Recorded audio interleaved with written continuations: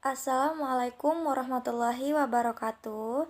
Saya Anisya Rahmadani, perwakilan dari kelompok 9, dan di sini saya sebagai pemateri pertama yang akan menyampaikan materi saya dan kemudian dilanjutkan oleh kedua teman saya sebagai pemateri berikutnya. Baiklah, media pembelajaran adalah media yang digunakan untuk membantu merangsang pikiran, perasaan, serta kemampuan dan perhatian siswa dalam proses belajar mengajar di dalam kelas. Media tersebut dapat berupa alat ataupun bahan mengajar. Dalam pengertian lain, media pembelajaran adalah bahan, alat, atau segala sumber daya yang digunakan dalam proses penyampaian informasi guru kepada murid, baik berbentuk fisik ataupun perangkat lunak. Keterampilan menyimak atau menyimak merupakan keterampilan yang perlu dikuasai anak sejak dini, karena sebagian besar keterampilan menyimak selalu dijumpai dalam setiap kegiatan di masyarakat dan lingkungan anak.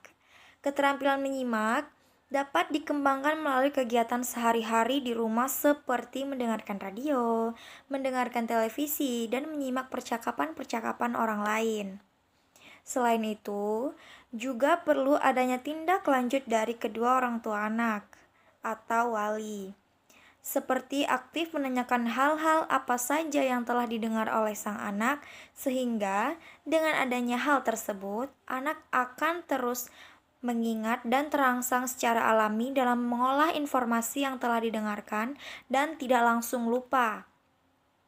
Selain pengembangan keterampilan menyimak di lingkungan keluarga, kegiatan pembelajaran di sekolah juga dapat meningkatkan keterampilan menyimak anak. Kegiatan menyimak sudah menjadi bagian dalam dunia pengajaran, terlebih lagi dalam pengajaran bahasa Indonesia.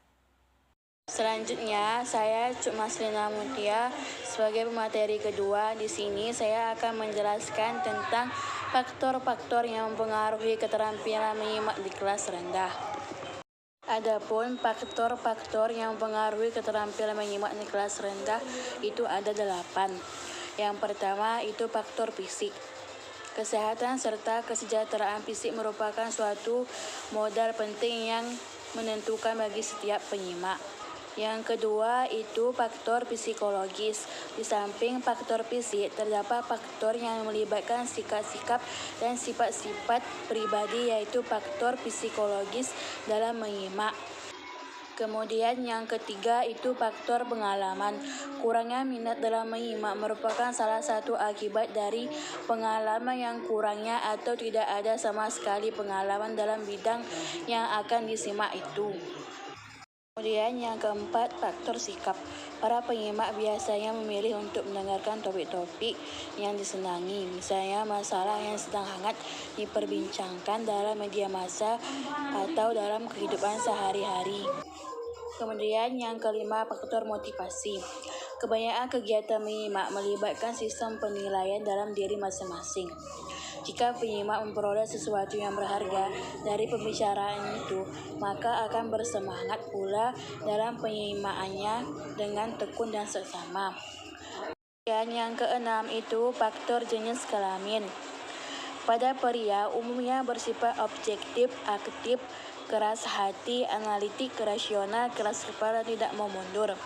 Sedangkan pada perempuan cenderung lebih subjektif, pasif, ramah atau simpatik, difusif atau penyabar, sensitif, dan mudah dipengaruhi atau gampang terpengaruh. Kemudian yang ketujuh itu faktor lingkungan. Faktor lingkungan ini terdiri dari lingkungan fisik dan lingkungan sosial. Lingkungan fisik adalah merupakan suatu faktor yang penting dalam memotivasi kegiatan menyimak. Hal ini penting untuk menaruh perhatian pada masalah-masalah dan sarana-sarana akustik, agar para siswa dapat mendengar dan menyimak dengan baik tanpa ketegangan dan gangguan. Sedangkan lingkungan sosial ialah mempunyai kesempatan untuk didengarkan, akan lebih siap lagi mendengarkan apabila seseorang mempunyai kesempatan berbicara. Suasana yang mendorong anak-anak untuk mengalami, mengekspresikan serta mengevaluasi ide-ide yang penting sekali diterapkan. Kemudian yang terakhir itu faktor peranan dalam masyarakat. Kemampuan menyimak juga dapat dipengaruhi oleh peranannya di masyarakat. Selanjutnya, saya akan menjelaskan mengenai beberapa media pembelajaran.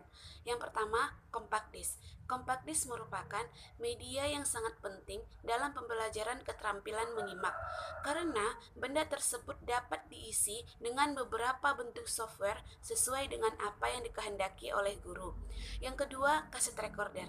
Kaset recorder merupakan media yang sudah digunakan lama dalam keterampilan menyimak.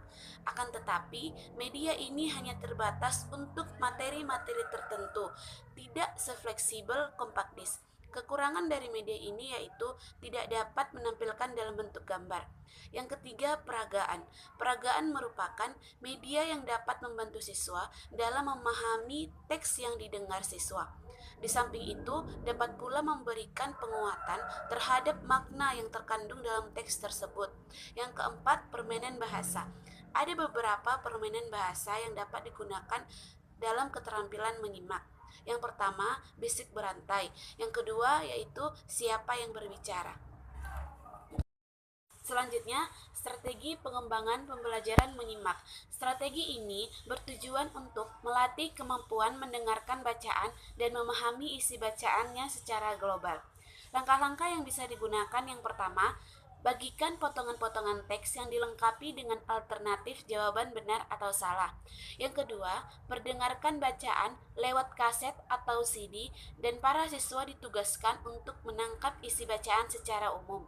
Yang ketiga, setelah selesai, para siswa diminta membaca pernyataan dan kemudian memberi jawaban benar atau salah pernyataan tersebut. Yang keempat, mintalah masing-masing siswa untuk menyampaikan jawabannya. Yang kelima, perdengarkan sekali lagi kaset tersebut agar masing-masing siswa dapat mencocokkan kembali jawaban yang ditulisnya. Dan yang terakhir, berikan klarifikasi terhadap jawaban siswa agar semua siswa mengetahui kebenaran dari jawaban mereka masing-masing. Shall we have breakfast together?